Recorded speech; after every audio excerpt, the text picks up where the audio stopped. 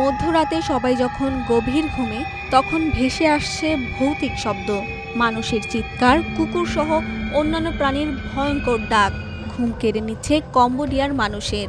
উচ্চ ভৌতিক শব্দে সারা রাত জেগেই কাটিয়ে দিচ্ছেন তারা।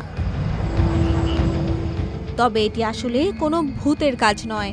প্রতিবেশী দেশ থাইল্যান্ড সীমান্তে লাউডস্পিকারে ভৌতিক শব্দ বাজিয়ে কম্বোডিয়ার মানুষের ঘুম হারাম করে দিচ্ছে।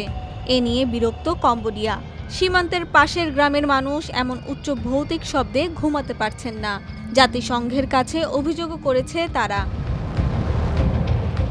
এ বছরের জুলাইয়ে দুই দেশ যুদ্ধবিরতিতে পৌঁছালেও নতুন এই শব্দযুদ্ধ দেশ দুটির পরিস্থিতিকে জটিল করে তুলছে।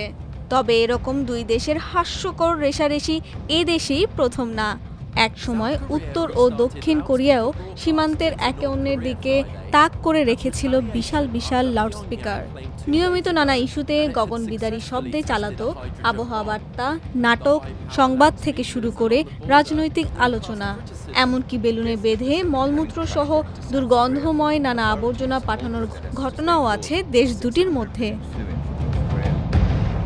থাইল্যান্ড ও কম্বোডিয়ার মধ্যে সীমান্ত নিয়ে বিরোধের সূচনা এক শতাব্দীরও বেশি আগে। সেই সময়ে কম্বোডিয়া ফ্রান্সের উপনিবেশ ছিল। ফ্রান্স প্রথমবার দুই দেশের স্থল সীমান্তের মানচিত্র তৈরি করে দেওয়ার পর থেকেই বিরোধের সূত্রপাত। এরপর ৮১৭ কিলোমিটার জুড়ে বিস্তৃত সীমান্ত নিয়ে দুই দেশের বিরোধ বরাবরই মাথাচাড়া দিয়েছে। ২০০৮ সালে এ বিরোধ নতুন করে শুরু হয়, যখন কম্বোডিয়া বিরোধপূর্ণ এলাকার একটি ১১% মন্দিরকে ইউনেস্কো ওয়ার্ল্ড হেরিটেজ সাইট হিসেবে নিবন্ধনের উদ্যোগ নেয়। থাইল্যান্ড সে পদক্ষেপের তীব্র প্রতিবাদ জানায়। এরপর থেকে অনেকবারই ছোট ছোট সংঘর্ষ হয়েছে, যাতে দুই পক্ষেরই সেনা ও বেসামরিক নাগরিক নিহত হয়েছেন। শুধু ভূতের শব্দ নয়, কম্বোডিয়াকে সারা রাত ধরে বিমানের ইঞ্জিনের আওয়াজও শোনাচ্ছে থাইল্যান্ড।